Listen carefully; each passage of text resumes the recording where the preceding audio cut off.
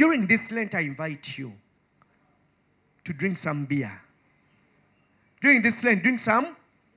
Mu kisiibo kino munywe ku ki? Naawe atanywanga ku bbiya mu kisiibo kino mugezeeko. Mukole ki? Mukole ki? N'abaana abato mubayigiriza okunywa ki? Bbiya. Mukitegedde? Munywe ku ki? Munywa bbiya ki? Kilaabu, Guinness, Tusker, Eagle, engule. Kyonna kye munywa. Mukole eki? Ekigambo bbiya tukisiperinga tutya? B-E-E-R. Kati bbiya gwe mbagamba okunywa si ye ngule, si ye kilaabu, si ye pilsina, si ye Eagle. Naye bbiya gwe mbagamba okunywa B, Bible. B stands for musome ku ki? Munywe ku kigambo kya Katonda. Munywe ku nsulo zaani? Ffe waffe ze sitera kulaba nnyo TV naye tulina faaza ye kwe mmanyira buli ekigenda mu maaso era kwe mmanyira buli kazannya akaliko. Kati akazannya akaliko nti ye pressure. Pressure. Kati naye osanga family ezimu nga ziraba pressure, ziraba nabosa, ziraba kikazannyo kyakalala akaliko. Kazannyo kyakali kubukedde wangi? Aha, family secrets. Kati osanga bali nga bo family yonna etuula eyagala okumanya ebiki. Naye lwaki mwagala okumanya ebyama ebifa muzaabalanga ezammwe ebibalemye okukola ki? Okugonjoola. Kiki muba mukola? Muweeyo n'akadde ebyammwe mubituuzeemu ani? Katonda. Musome ekigambo kya Katonda. B is for Bible. E, empathy.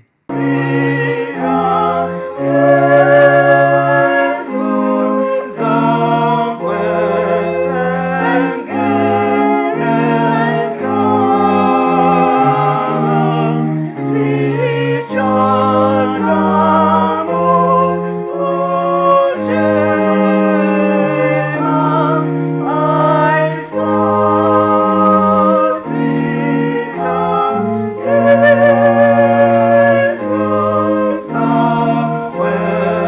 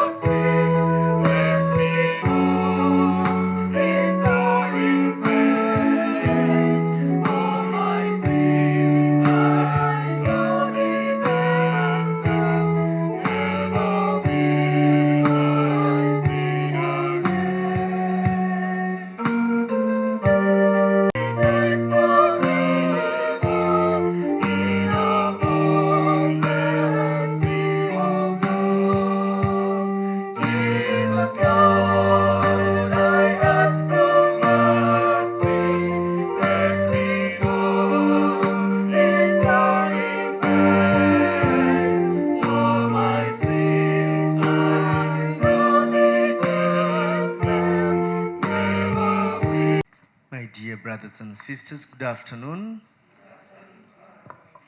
My apologies for getting here late. It wasn't my making. I've been on the road for 2 hours trying to get here.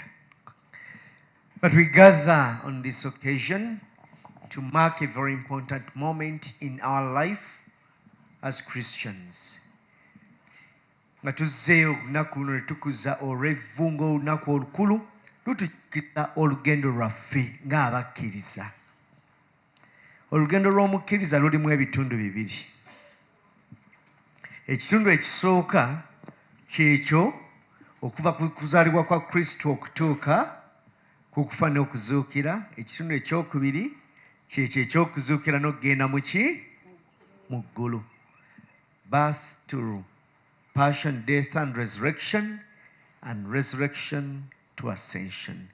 Naffe olugendo olwo lutujjukiza titutambula mu bw'oku nsi kuno, lwero olugendo olututwala mu kufa kwa Kristo olutuzzaamu essuubi, ate essuubi eryo lye tutambuliramu tiga tuvudde mu bulamu buno ate tusomoke atuuse mu ggulu.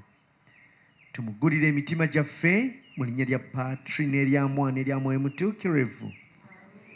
Omukama abeere nammwe.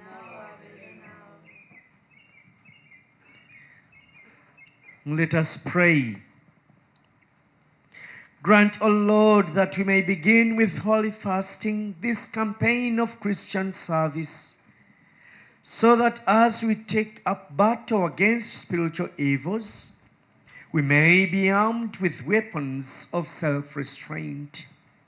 Through our Lord Jesus Christ, your Son, who lives and reigns with you in the unity of the Holy Spirit, one God, forever and ever.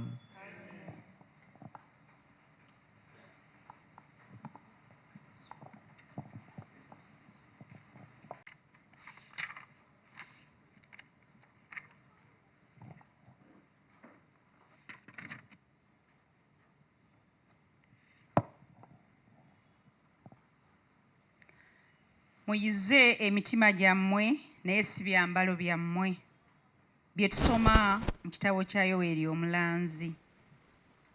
Omukama agamba nti, mukyukire gye ndi n'emitima gyammwe gyonna, nga musiiba, nga mukaaba, nga musindogoma. Muyuze emitima gyammwe naye si byambalo byammwe. Mukomeewo eri Omukama Katonda wammwe, kuba si mukalubo. Asaasira, agumiikiriza, wa kisa kingi, yeetegese okumala ekibi amangu. Ani amanyi oboolyawo ne yeddamu, n'asonyiwa, n'aleka emabega we omukisa, ebitambiro ne biweerezebwa Omukama Katonda wammwe. Mufuuwe ekkondeere mu Siyoni, musseewo ekisiibo, muyite ekibiina, mukuŋŋaanye abantu, musseewo olukuŋŋaana, mukuŋŋaanye abakadde, mukuŋŋaanye abato n'abakyali ku mabeere. Omusajja omufumbo ave ku kitanda kye, n'omukazi omufumbo akireke eri. Abasaaseredooti abaweereza b'Omukama wakati w'ekifugi ky'omwaliriro, bwe balikaabira nga bagamba nti, saasira ayi Mukama, saasira ekibiina kyo. Obusika bwo tobuleka kuswazibwa, toleka mawanga kubufuga, n'abo okwogera mu bantu nti, Katonda wammwe aliwa. Omukama omwoyo gw'ensi yaguluŋŋamya. Asaasidde eggwanga lye. Omukama ayanukudde n'agamba eggwanga lye nti, kale nze nja kubasindikira eŋŋano n'evviini n'omuzigo bibayitirira obungi. Ebyo Omukama yabyogera. oluyimba olw'okwebulirira ekiddibwamu. Ayi Mukama tusaasire kubanga tuli boonoonyi. Ayi Mukama tusaasire kubanga tuli boonoonyi. Ayi Katonda saasira ng'ekisa kyo bwe kiri. Olw'okusaasira kwo okungi, sangulawo ekyonoono kyange. Naalizaako ddala omusango gwange, era ontukuzeeko ekibi kyange.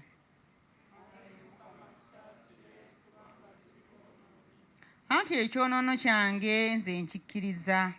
Ekibi kyange bulijjo sikiggyako liiso. Gwe wekka gwe nakola ekibi. Ekibanga ekibi mu maaso go kye nakola.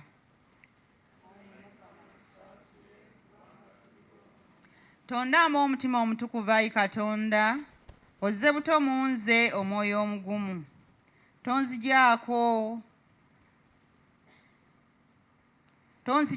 Tonzijanga mu maaso go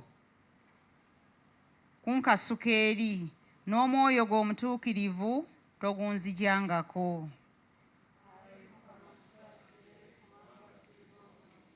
Nziriza essanyu ery'obulokofu bwo. Okakase omwoyo ogwewaayo. Ayi Mukama, emimwa gyange oligyasamya, n'akamwa kange kalimanyisa ettendo lyo.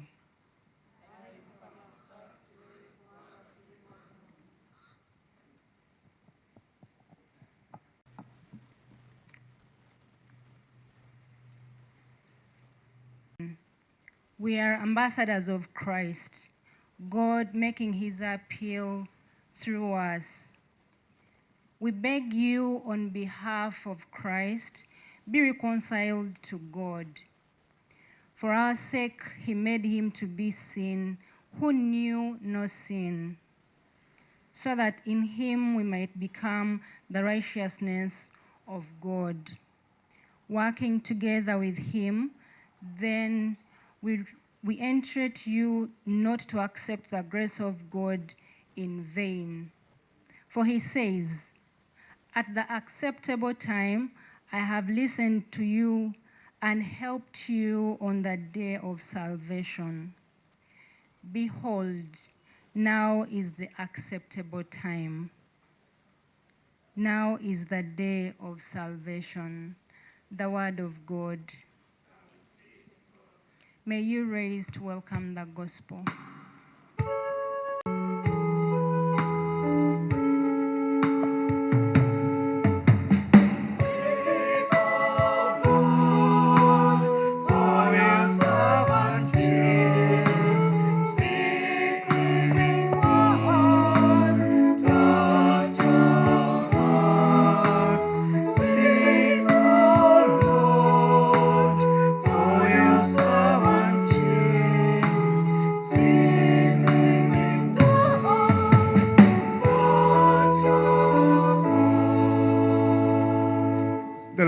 Be with you. A reading from the Holy Gospel according to St. Matthew. Matthew chapter 6, verses 1 to 6, 16 to 18. At that time, Jesus said to his disciples, beware of practicing your piety before men in order to be seen by them. For then you will have no reward from your Father who is in heaven. Thus, when you give alms, sound not trumpet before you, as the hypocrites do in the synagogues and in the streets, that they may be praised by men. Truly I say to you, they have their reward. But when you give alms, do not let your left hand know what your right hand is doing, so that your alms may be in secret, and your Father who sees in secret will reward you. And when you pray, you must not be like the hypocrites, for they love to stand and pray in the synagogues and at the street corners, that they may be seen by men. Truly, I say to you, they have their reward. But when you pray, go into your room and shut the door and pray to your Father who is in secret. And your Father who sees in secret will reward you. And when you fast, do not look dismal like the hypocrites, for they disfigure their faces that their fasting may be seen by men. Truly I say to you, they have their reward. But when you fast, anoint your head and wash your face, that your fasting may not be seen by men, but by your Father who is in secret. And your Father who sees in secret will reward you. The Gospel of the Lord.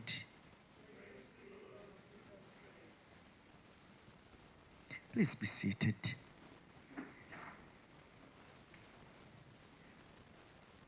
Dear brothers and sisters, Lent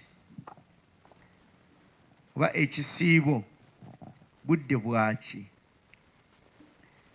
Budde bwakwejjukanya. It's time to refresh our memories about the goodness of God, the good things the Lord has done for us. Bwe nabadde ntandika nabagambye nti obudde bw'omukristo, obulamu bw'omukristo obudde obw'ekisiibo butulaga nti obulamu bw'omukristo bulimu ebiti bimeka? Ekitundu ekisooka bwe obulamu obusooka okuva ku kuzaalibwa kwa Kristo okutuuka kubonaabona, okufa n'okuzuukira.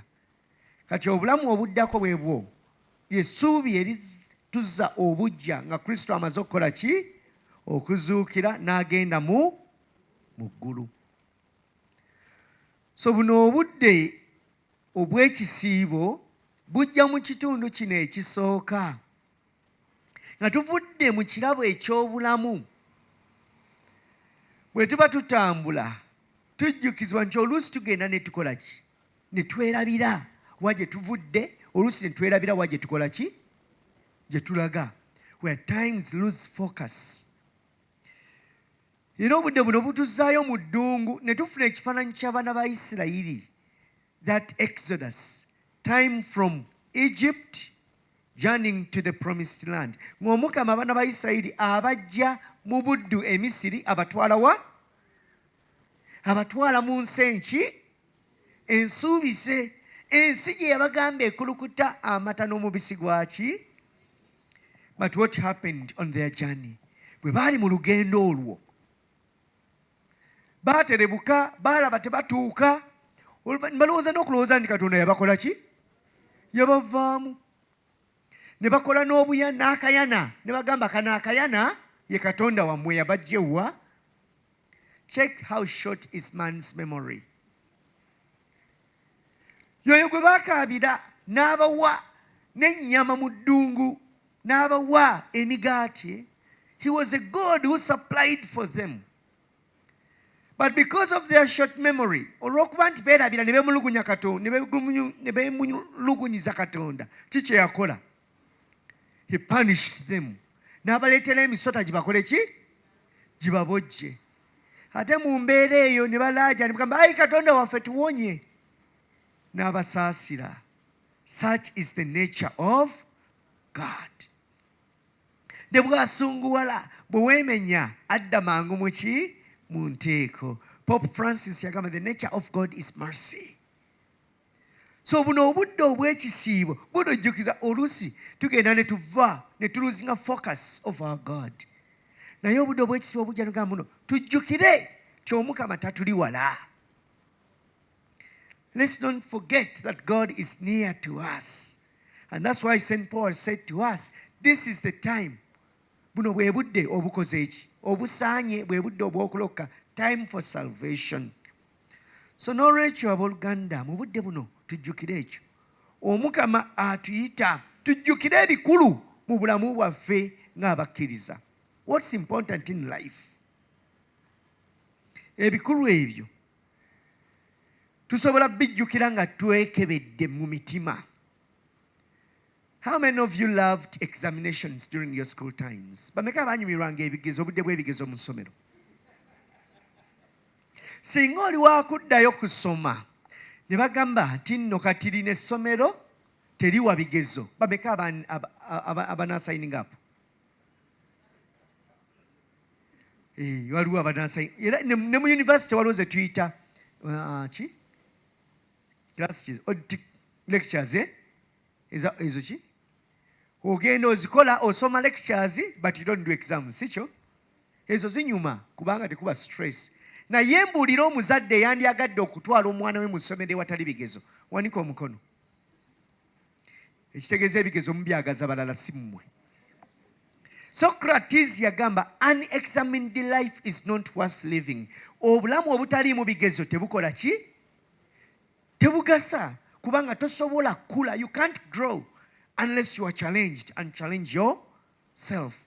So obudde buno obw'ekisiibo budde bwakwechalenginga, budde bwakwekebera, examining oneself. Tulabe wawe tukoze eki bwe tutambudde. Sunday eri twawulira Kristu ng'agamba Matthew chapter 5, you are the salt of the earth. Being salt, that means that God has chosen us and bestowed his favor upon us. Omukama atulonze tumubeerere ekitangaala, tumubeerere omunnyo. Naye n'agamba omunnyo bwe guggwamu ensa guba gukyalina mugaso ki? Kati awo we twebuuliza ng'abakkiriza tukyali mu ensa? Gwe bwetunuulira n'agamba mu choices zo, mu byokola, mu ngeri gy'olireeteramu ne banno, owulira okyali mu ensa. Tubadde mu budde buno obwakalulu, practices ezigenze mu maaso buli omu azoogeddeko. Naye nza okwebuuza ababikoze, ebirungi n'ebibi biraga ensa eri mu bantu. Can one stand up with confidence n'agamba I'm proud of what I did? Oba n'aba claiming a victory, can they stand with confidence n'agamba yes, I merited that victory? Ekyo kibeera kya muntu buli omu akole ki? Akyeddemu. Naye mu mbeera eyo tugamba nti ensi egenze ebula, ki kye tukola? In situation when we come to realize that justice is compromised, then we get back and say, how do we restore that flavor? Ge masomo gaffe ag'olwaleero. Essomo erisoose livudde mu Yoweri omuki? Bw'oyogera n'abaana abato, Yoweri bamanyi omu yekka. Yoweri Kaguta Museveni. Era n'abo abazaalibwa, if you are below 40, perhaps you would think that there is one Yoweri. Yoweri Kaguta Museveni. But the reading was not for Yoweri Kaguta Museveni. It was for Prophet who? Joel. Yoweri omuki? Omulanzi. Yoweri omulanzi agambye atya? Render your hearts. Bikula miki? Yanjuluza mutima gwo kubanga ebyambalo ebyokungula abalabi balaba. Si kyo? Naye Katonda alaba omuki? That's why they said there are only two people you can never lie to. You can lie to everyone except two. Who are those? God and yourself. So that's why it's important to get back and say, who am I before God? Who am I before God? Because remember, time will come when everyone has fallen away. When everything is taken away from you, and it will be you and your God. Akaseera kajja kutuuka ng'abo bonna abatambudde naawe bonna bakoze eki? Bavuddeko. By'obadde weesiga byonna nga bikoze eki? Ng'osigadde ggwe naani? Olunaku lw'eggulo jaamu yatukutte ku Northern. Naye neebuuza kiki? Nge President yabadde ajja ne bagamba abalina amawanga bagakola ki?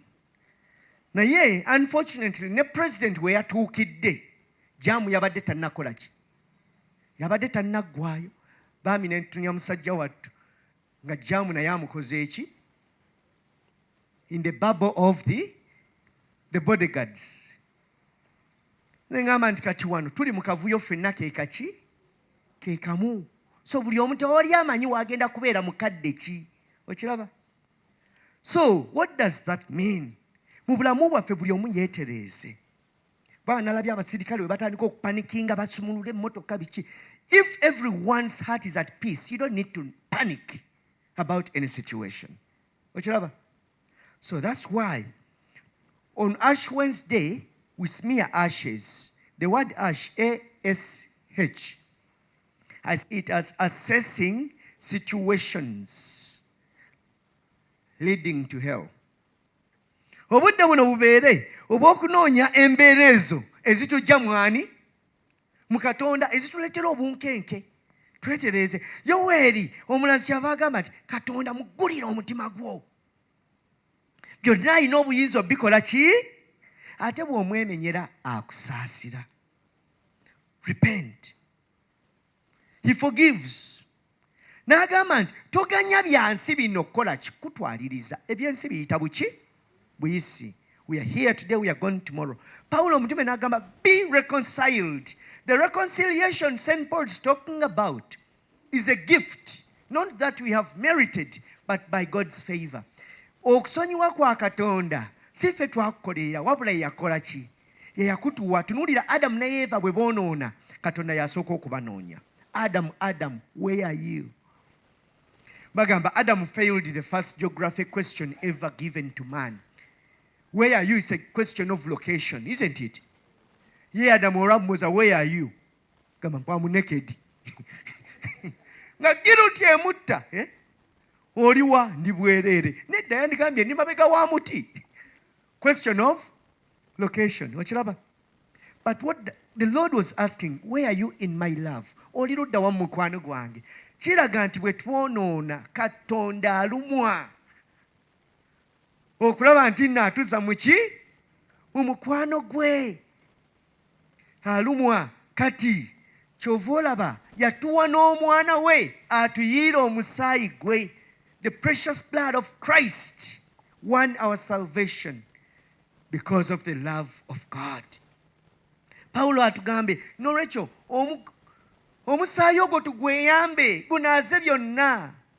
Sande wedde Omukama yatugamba nze mbawadde choice, mbawadde obulamu naye kiri gy'oli okusalawo okukola ekirungi oba okola ekiki takaka. Waliyo emikwano emikaka esikyo. Waliwo nagamba muno nze nkwagala bw'oba tonjagala ngenda kwetuga. Bwe weetuga ate nze gwe banaaziika. Naye omukwano gwa Katonda si muki? Si mukake. Agamba wadde ekisa kyange. Kamu. Paulo kyatugamba tukyenyumirizeemu. Yesu n'atugamba nti omukwano gw'Omukama ogwo ogwenyumirizaamu tegugenda gwenyumirizaamu nga tukola byaffe ffekka. Wabula emitima gyaffe tugigaziye nga tukola ebintu bimeka? 1.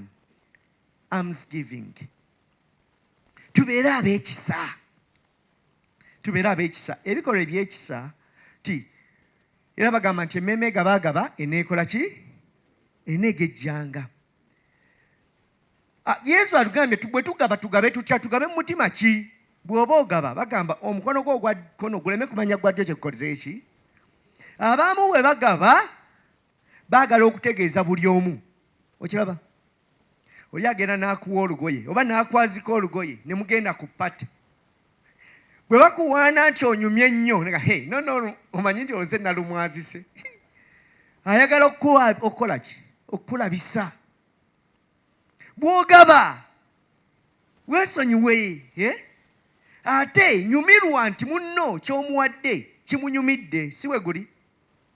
Mulimu abamu we batuuka okugaba kati obudde buno agamba olugoye lw'otoyambala lukole ki? Lugabe. Naye ate togaba luyulifu. Togaba lw'otakyayinza kwambala. Gaba olunajjayo ekitiibwa ky'oyo gw'okoze eki?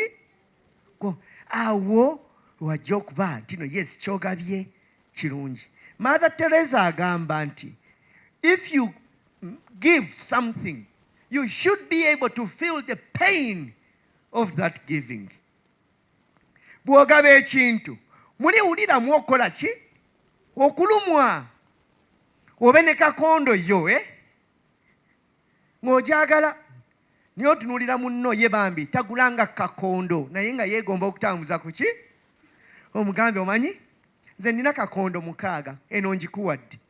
naye nga tomaze kumala kupima nti eri gyemuwa omuweeno gimuwe olemera kuddamu gikola ki girowoozaako ekulume muli naye ate owulira essanyu ti munno gw'omuwadde naye omuwadde ki essanyu ekyo kyebagamba nti kyotolya okiwaani munno ate mu mutima omuki madde nzija waliwo ankubidde essimu faaza olwaleero tukkirizibwa okulya enkoko konze nti enkoko kiki enkoko nyama tokkirizibwa kukola ki abadde anoonya ku byekwaso naye waliwo amu ayinza okujja n'agamba nti leero nze mu kisiibo nasiibye enki nkoko laba woogenda ku pate n'otuuka ku gundi ku nkoko kikyokola n'otunuulira ebifu ebinyirira what do you do? Do you walk away? Laba we bakikuteerako nga weerabidde nti budde bwa kisiibo n'ogenda nakyo ku wootuula what do you do? Laba munno gw'otudde naye n'agamba nono ebakuwadde enkoko naye kimanye nti no gye wasiiba bw'akujjukiza okola otya ogamba kasita Katonda asaasira kankirye bakyadde dda ku ki bw'okimanya obudde obwo kikwata okiwaani munno wadde naye yafunye ekikye ye si kye yasiiba kimuwa akole ki ate bw'aba akirya tomutunuuliza liiso bbi mutunuulire agaye olabe bw'awoomerwa naawe owoomerwe kiraba find joy in the joy of others. Twalina father twali ekisubi eyo emmere y'abafaatha yayitanga ku ddiiro lyaffe nga ffe tulya bijanjalo nakawunga oluusi bisiike naye nga akawoowo akagenda ku ddiiro lyabwe yatugamba baana bange take comfort bwe ndi obulungi mwe mufunamu ne tunoonya we tufuniramu nga situlabawo naye twakizuula luvannyuma nti bw'aba content ajja kujja atusomese n'omutima omuki omulala ye yatugumyanga mugume better days are coming better days are coming so n'olwekyo kyowadde muno omutima gukole ki gubeera mukakkamu ekyokubiri Kristo kyatugambye prayer is our bridge okwegayirira lwe lutindo lwaffe naani ne Katonda waffe essaala eyo nkulu abantu abamu balina obudde obw'amasimu okusinga obwaki obw'essaala si bwe guli mulimu abamu nga obudde bwe bawa WhatsApp ne ku mwendo ogw'ekiro asisimuka akebere sitetasi z'abalala basaddeyo mu kiro olowooza bataddeyo birooto byabwe oli n'azuukuka naye n'omugamba ku mwenda why don't you get up to kneel and pray okiraba let's reconnect with our God because without him we are nothing. The word Christian, there is Christ I-A-N, meaning that without Christ I am nothing. Without Christ I am nothing. Tuddemu tuconnectinge ekyokusatu Kristo kyatugambye is fasting. Kumwani yali asiibyeko a dry fast. Okay, dry fast. Abamu bw'okola dry fast enjala emanye okuluma mu budde bwa langi. Mwali mukifiirinzeko enjala eruma mu budde bw'olina okukola ki? That is the devil trying to tickle you. Naye bw'olemerako omukama akuggusa. Yuzi twabadde ku Valentine nabadde n'abafumo mu parish yaffe kati abamu babagenda era dry fast mbafumbo nagyogeddeko nti abamu bagenda ne bagikoza ki ne bagikozesa nga excuses from obligations as what? As wives. Ogwo oluusi gubeera musango sijja kugenda Yesu mu Valentine kati naye when you fast what do? You suppress your carnal desires, the desires of the flesh, isn't it? And when you conquer all sin, how does sin come? Ekibi kijja nga twagala kukusa ki? Kuwa mibiri gyaffe comfort. kati ate buli lw'okifuula ize okuwa omubiri comfort ogenda kukakkana nga ate olina ky'olemeddwa okukola ki okukola okutuuka ku ky'omuwendo olina okubaako kye weeresa. Whenever we subject the flesh upon tension or restraint, the spirit grows. Bw'ogenda ku picnics, abatera ogenda ku picnics, otwala omukeeka gwo n'ogwalirira wansi munyumirwe picnics kyo, naye ng'omanyi bw'otuulidde wansi awo otuulidde obuwuka bwonna bw'oba otuulidde awo singa buba busobola okwogera bangambe owaaye onkola ki onzita, naye buli obunyigiriza gw'ofune ki kamfati. Okiraba kati obudde buno Omukama atugamba mu kusiiba kwaffe agamba tuddemu twefuge bani awo be tutuulidde ate be twetaaga okuta. Biki ebyo ebiwakatira bye twetaaga okuta? Abamu kye beetaaga okusiiba mu budde buno beetaaga kusiiba ssimu. Okiraba ti amasimu agamu goonoonye n'amaka si we guli. Waliwo yagamba nti nno when you find a couple who are so deeply in love, they eat together, they shower together. Oli n'agamba ne munne nkubaako mu mugongo n'amukola ki n'amukuuba ku fooko baliira ku ki kwemu, giraasi ne banywera kwemu, kiisi yakumumwa nga tewali akola ki yenyala munne. Naye simu kwevuge.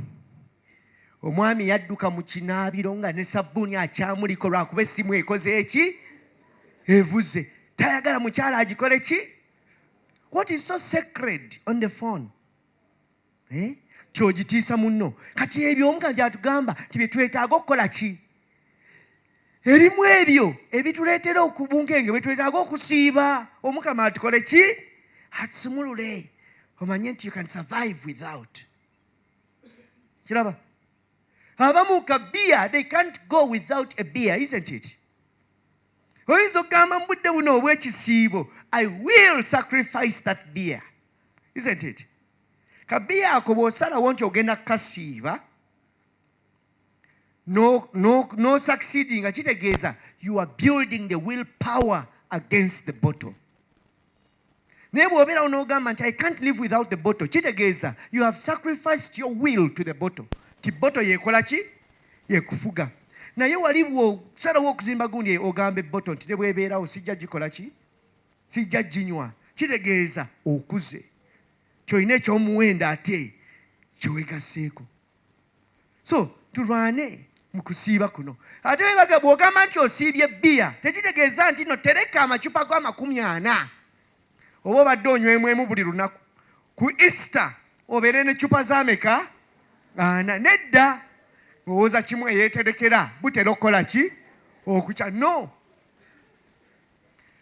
Ezo ezibadde zigenda okugula bbiya oyo zikwate waakiri ziguliremu famire tesobola kwegulira nkoko ku lunaku lwaki?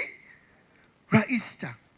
Awo kiraga mazima ddala nti neefiiriza kiina kye gikoze eki gwe kiyambye. Twesabira abooluganda obudde buno butuyambe okudda obujja, ate obuvunaanyizibwa bwaffe ewaka. Omwami obuvunaanyizibwa bwo budde bujja ti essaala yo ekufuule omukyala obuvunaanyizibwa bwo bukuleetera okwenyumiriza ewaka nga maama ng'omukyala n'abeewo batandika okukola ki? Okwenyumirizaamu ng'abantu abakolera ewamu. Tandika okugamba nti obuvunaanyizibwa bwange enkolagana yange ne bannange ekole ki? Erongooke. Mulimu abamu olugambo tebaalubatumira. Buli kaalabye akakola ki? Some people know everything about everyone except themselves. Abamu bamanyi buli kimu ekikwata ku buli omu okuggyako ekibakwatako bo kennyini. Nzijukira twali mu senior 1 nga twakagenda. First day, class teacher waffe akola roll call. Father Sita. Nze nali mulalu, I was a very stubborn boy. A very good stubborn boy. Yasoma amanya ga buli omu nga buli omu bw'asoma nga nze gwe nkyukira okulaba. Yatuuka n'agamba Ssemaganda eryange saaliwulira. Yamala diddamu gwakumeka? Gwakubika. Present. So n'olwekyo tusabe obudde buno obw'ekisiibo butuyambe okweddamu munda buli omu awulira eddoboozi erirye nga Katonda bw'anaakola ki bw'ayagala libeere, then we tunaalaba we tunaategeera ne bannaffe abo Omukama baaleese mu bulamu bwaffe. Mu nnya lya Patri ne lya Mwana ne lya Mwoyo Mutuukirivu. Let us humbly ask God, our Father, that He be pleased to bless with the abundance of His grace these ashes, which we will put on our heads in repentance. O God, who are moved by acts of humility and respond with forgiveness to works of penance, lend your merciful ear to our prayers, and in your kindness pour out the grace of your blessing on your servants who are marked with these ashes, that as they follow the Lenten observances, they may be worthy to come with minds made pure to celebrate the Paschal mystery of your Son, through Christ our Lord.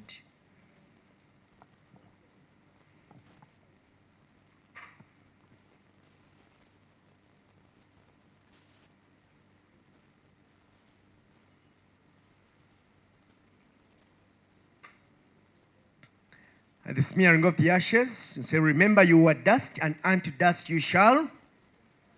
A reminder of that moment when we will be one-on-one with our God. As the choir leads us, we have the ashes.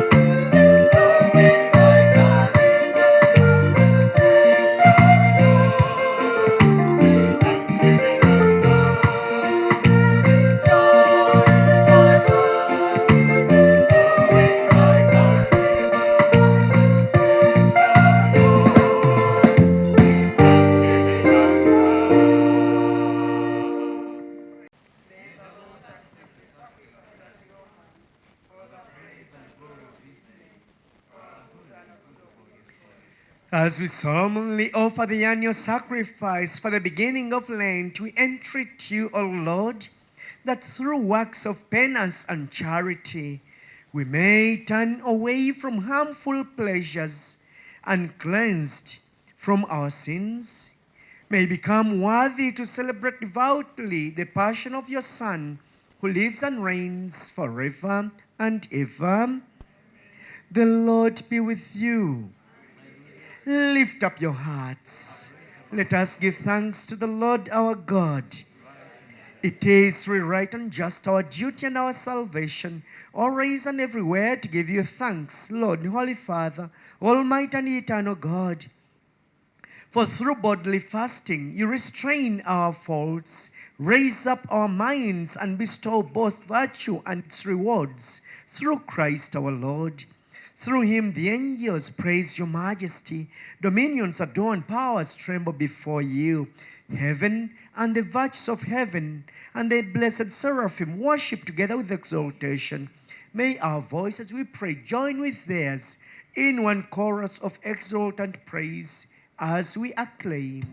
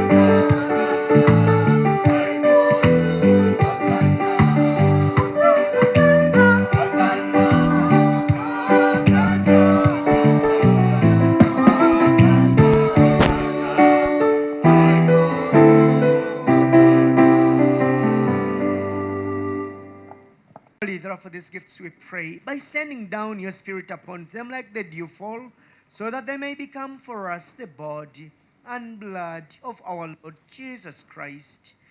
At the time he was betrayed and entered willingly into his passion, he took bread, and giving thanks, broke it, and gave it to his disciples, saying, "Take this, all of you, and eat of it, for this is my body, which will be given up for you."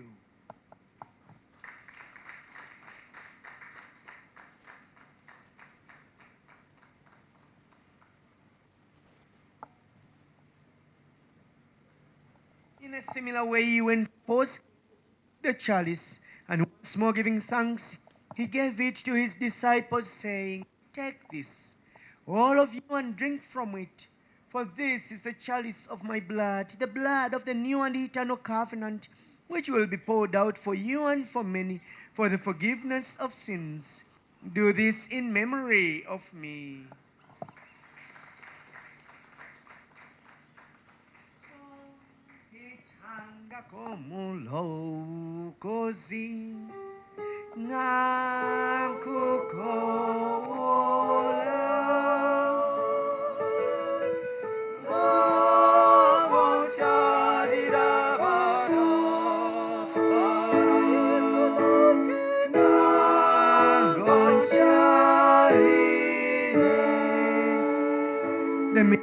of faith. We proclaim your death, O Lord, and we profess your resurrection. Therefore, as we celebrate the memory of his death and resurrection, we offer you, Lord, the bread of life and the chalice of salvation, giving thanks that you have held us worthy to be in your presence and minister to you. Humbly we pray that partaking of the body and blood of Christ, we may be gathered into one by the Holy Spirit. Remember, Lord, your church spread throughout the world and bring her to the fullness of charity, together with Leo our Pope, Paul our Bishop, Emmanuel the Emeritus, and all the clergy. Remember also our brothers and sisters who have fallen asleep in the hope of the resurrection, and all who have died in your mercy. Welcomes them into the light of your face. Have mercy on us all, we pray, that with the Blessed Virgin Mary, Mother of God, with blessed Joseph, her chaste spouse, with the blessed apostles and all the saints who have pleased you throughout the ages, we may merit to be co-heirs to eternal life, and may praise and glorify you through your Son, our Lord, Jesus Christ. Per ipsum et cum ipsum recte in ipsum resti Deo Patri omnipotenti in unitate Spiritus Sancti, omnis honor et gloria per omnia saecula saeculorum.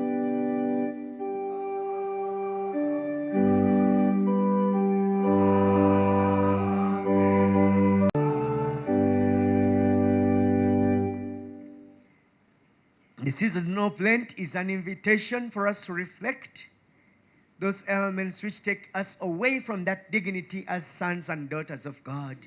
And so we pray for that renewed grace to fight on the force of evil, that we may claim our true identity as sons and daughters of God. And so in confidence we pray, Our Father, who art in heaven, hallowed be thy name. Thy kingdom come, thy will be done on earth as it is in heaven. Give us this day our daily bread, and forgive us our trespasses, as we forgive those who trespass against us. And lead us not into temptation. Deliver us, Lord, we pray, from every evil. Graciously grant peace in our days, that by the help of your mercy we may be always free from sin and from all distress, as we await the blessed hope and the coming of our Savior, Jesus Christ.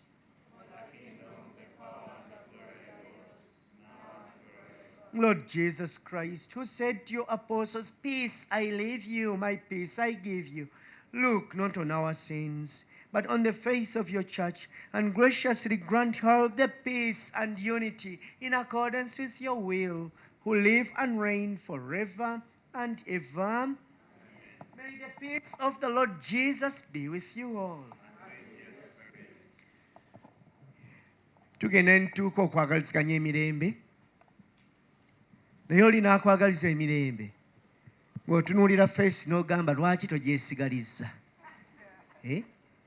Nga muli takulaga nti alina emirembe gy'akola ki? Omuntu alina emirembe n'akwagaliza emirembe ogiraba nga gifubutuka mu ye ne feesi ng'eraga yameki? Ng'akuwa ne kasimayiro, saakakake naye kasimayiro akaki? Kati buli omu akyukire munne. Singa amutunuuliza feesi ey'enjala lwakuba yasiibye, wabula ng'omuwa feesi ey'emirembe ey'essanyu, era omwagaliza ekisiibo ekirungi.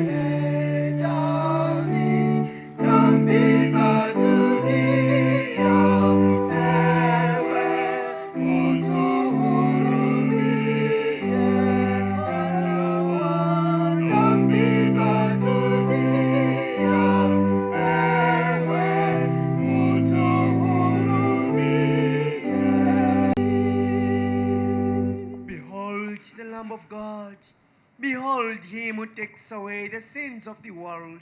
Blessed are those called to the banquet of the Lamb.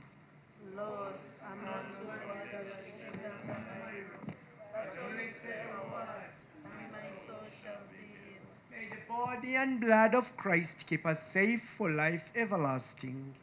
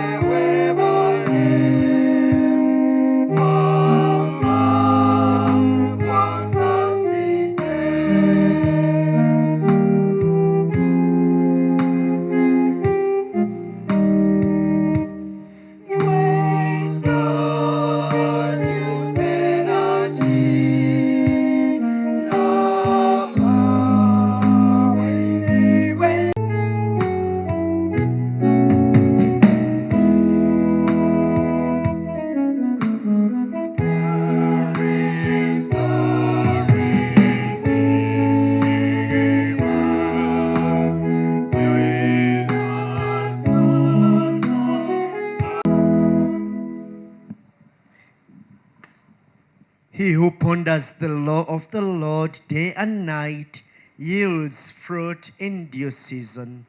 Hail Mary, full of grace, the Lord is with thee. Blessed art thou among women, and blessed is the fruit of thy womb, Jesus. Holy Mary, Mother of God, pray for us sinners, now and at the hour of our death. Let us pray in thanksgiving. May the sacrament we have received sustain us, O Lord, that our Lenten fast may be pleasing to you and be for us a healing remedy through Christ our Lord. Njagala okutwala omukisa guno okubeebaza. Kwaya eno, are you staff oba muli bacuba? Eh? You're staff. Matugga. Mwebale. Madde ngenda bagulumiza nti muyina kwayo. But thank you for those beautiful voices. Thank you. And secondly, I wish to congratulate you kubanga nsomedde ku bitongole yimu naye sinnafunayo tiimu eyina basembedde mu staff abangi ng'abammwe. Okujjako mbadde ensembeza mbadde nninda kapiteeni wange naye simulabye. Kapiteeni wange mumanyi? Josephat. Ye yali kapiteeni wa entertainments bwe twali Enyenga. He was my captain. Yali mu senior 4 nga nze ndi mu senior 1. Naye simanyi lwaki tasembedde. Kati bane tumukwateko nga ttiimu ebyo ebiwakatira byakutte tubikole ki? Tubitemeko tubireete atuuke kwa Lutaliyani kubanga yali alwanirira altari ya Mukama si kyo? Kati nga tugenda mu Kisiibo abaami bagambye waliwo ye abaami we batera okuzuukukira batera obutamanya mugaso gw'abakyala baabwe paka nga balwadde. Okiraba? You can easily take your wife for granted until you find yourself in a fix that only your wife can be there for you. Okiraba? Tugenda oluusi bakyala abo ne mubayita nti bakaddiye bakoze eki? N'otandika okubibiita side cheek. Naye stroke nga yakubye ani agenda okubeerawo? Mukyala wo. Mukyala wo yagenda okubeerawo. Kati ate gwe bw'obeera nga oli side cheek. Tebabayita side cheek, babayita side dish. Bw'oba nga oli side dish, when do you think your full menu will come? Ng'okyali kabebenu ku menu y'abalala. Don't become a side dish on someone's menu. Open your heart to God and He will bring your full package, okay? Bw'onoobeera side dish y'abalala, menu yo tejja kutuuka. Muwulidde? Ti abamma ngamba Father tunaabajjawo abasajja nga batono. Ti tuli batono naye owajja kuba mu batono ki? Batono abo. Naye bw'onookwatira ku w'omulala n'owuwo ajja kubula. Amina. Lastly, during this Lent I invite you to drink some beer. During this Lent, drink some. Mu kisiibo kino munywe ku ki? Naawe atanywanga ku bia mu kisiibo kino mugezeeko. Mukole ki? Mukole ki? N'abaana abato mubayigiriza okunywa ki? Bia. Mukitegedde? Munywe ku ki? Munywa bia ki? Kilabu, Guinness, Tusker, Eagle, engule. Kyonna kye munywa. Mukole eki? Ekigambo bia tukisiperinga tutya? B-E-E-R. Kati bia gwe mbagamba okunywa si ye engule, si ye kilabu, si ye pilsina, si ye Eagle. Naye bia gwe mbagamba okunywa B, Bible. B stands for? Musome ku ki? Munywe ku kigambo kya Katonda. Munywe ku nsulo zaani? Ffe waffe ze sitera kulaba nnyo TV naye tulina Father ye kwe mmanyira buli ekigenda mu maaso era kwe mmanyira buli kazannya akaliko. Kati akazannya akaliko nti ye pressure. Pressure. Kati naye osanga family ezimu nga ziraba pressure, ziraba nabosa, ziraba kikazanyo kyakalala akaliko. Kazanyo kyakali kubukedde wangi? Aha, family secrets. Kati osanga bali nga bo family yonna etuula eyagala okumanya ebiki, naye lwaki mwagala okumanya ebyama ebifa muzaabalanga ezammwe bibalemye okukola ki? Okugonjoola. Kiki muba mukola? Muweeyo n'akadde ebyammwe mubituuzeemu ani? Katonda. Musome ekigambo kya Katonda. B is for Bible. E, empathy. Empathy kye ki? Empathy kwe kulaba omuntu ali mu buzibu n'otosaasira musaasire wabula n'ofuba okulaba nti oyagala okukyusa enki kiringa wonoosanga munno nga enjala ennuma n'akaabira enjala nga gwe okutta omummondego nogeyibambi ng'olabye n'enjala naye gwe n'ogenda ne weemaliramu omuki kati oba omulumiriddwa oba osaasira waaki muleke waakiri afe neki n'enjala tomunyega oba tokola ki oba tomujune. So empathy tufube to be empathetic. Okay? Eyokubiri Eucharist. Tufube obudde buno okujjamu ebyo byonna ebitulemesa okusanga omukama mu Eucharistia. Tubeere n'ennyonta empya eya Eucharistia. R ngiyita R cubed. Repent oba repaint. Bw'osanga ekisenge ekigubye kikizeeko omuki omukono naye kati ebisenge bye twogerako bye by'emitima gyaffe tubizeeko omuki omukono binyirire. Reconciliation. Oyina banno bwe wakyangawagana nabo bwe budde mukole ki mutabagane. Waliwo omuyabuuziza ekibuuzo oba nina gwe nakyawa njinza omusonyiwa naye nensalawo obutamubuuza kitegeeza temutabaganye. Omwesonyiye buki omwesonyiye bwesonyiyi naye tomusonyiye naye omuntu gw'osonyiwa era n'okumusanga omukola ki omubuuza ne kasimayiro n'okola ki n'okateekako n'amanya omutima mutangaavu. R endala rosary. Nyaffe Bikira Maria tumwekwate muki musapule atujune atiyunge n'omwana we. Biya tumutegedde munaamunywa bi etegeeza ki ate ekigambo Bible kiri Bible kitegeeza basic instruction before leaving earth. Basic instruction before leaving earth. Ebyo Mukama byatuwa nga situnasomoka. Empathy. R repent.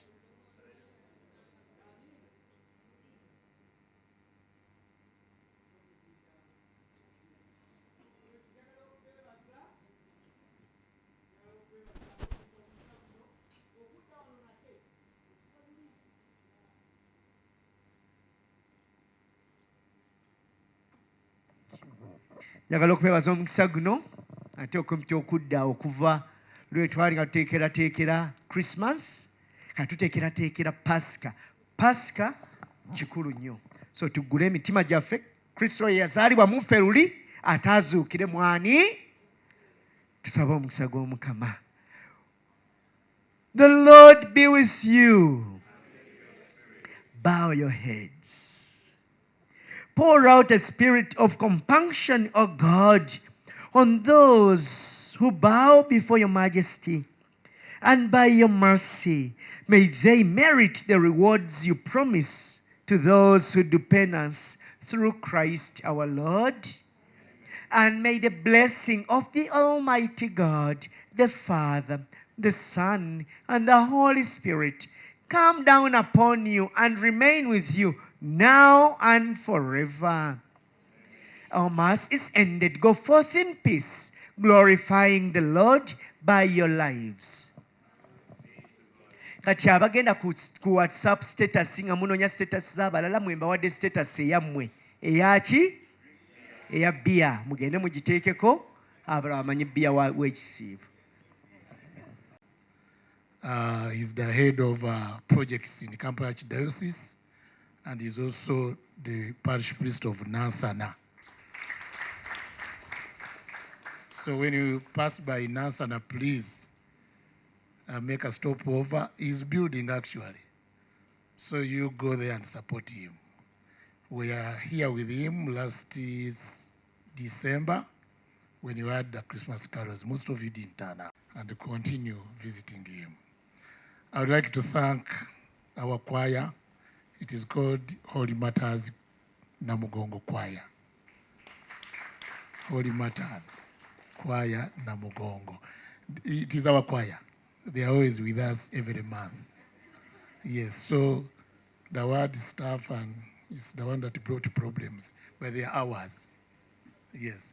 I would like to thank you all for turning up in big numbers and also for the financial support. You gave us a lot of money and you made our work easy. Like I said before we started Mass, we shall do what we always do during this season of Lent. We do charity. And even this time we shall visit an orphanage home. We shall be communicating to you exactly where we shall be going. And we shall go on the Saturday of Easter. For those of you who will be able to join us, we shall be leaving from this place at around 10. And the place is not likely to be very far. I know some of you travel to your villages during that time. But those of you will... But thanks for that gesture of charity. But I will encourage, if you can also take your children, it is very good to teach them, because it also helps them appreciate the favors they have. Abaana baffe abasinga batwala ebintu for granted. Sikyo? Kati abamu bali mu bisulo, bali mu masomero malungi biki, naye tebamanyi bannaabwe ate bali biki. Kati bwe mubatwalako n'eyo batandika nabo okulaba nti bye mubakolera kubakweresa ate waliwo abatabikola ki. I remember visiting one family. I was in Australia. They had 7 children. Their last born, mama waabwe yafumba emmere. Omwana n'agaana okulya nti nze ebyo sibikola ki? Sibyagala. Taata we n'amugamba, gwe ogamba nti tobirya. Father John oyo gy'ava ewaabwe mu Uganda, abaana nene emmere baginoonya tebagikola ki? Omanyi akaana bwe kagamba, it's not my fault. She was an 8-year-old. And you don't blame her because she has never been exposed to such. Naye bw'otwalayo omwana with that exposure, kitandika okubatendeka okufa ku balala. Ate buli lw'oyamba omulala, remember Matthew 25, whatever you do for the least, you do unto the Lord. Era n'abamu njagala nkubuuze, gwe wakoma ddi okwejjusa? Toganya nakwana kuggwako nga togenzeeko mu ki? Mu penitensia osanga ekisa ky'Omukama. Baagaliza ekisiibo ekirungi. God bless you immensely.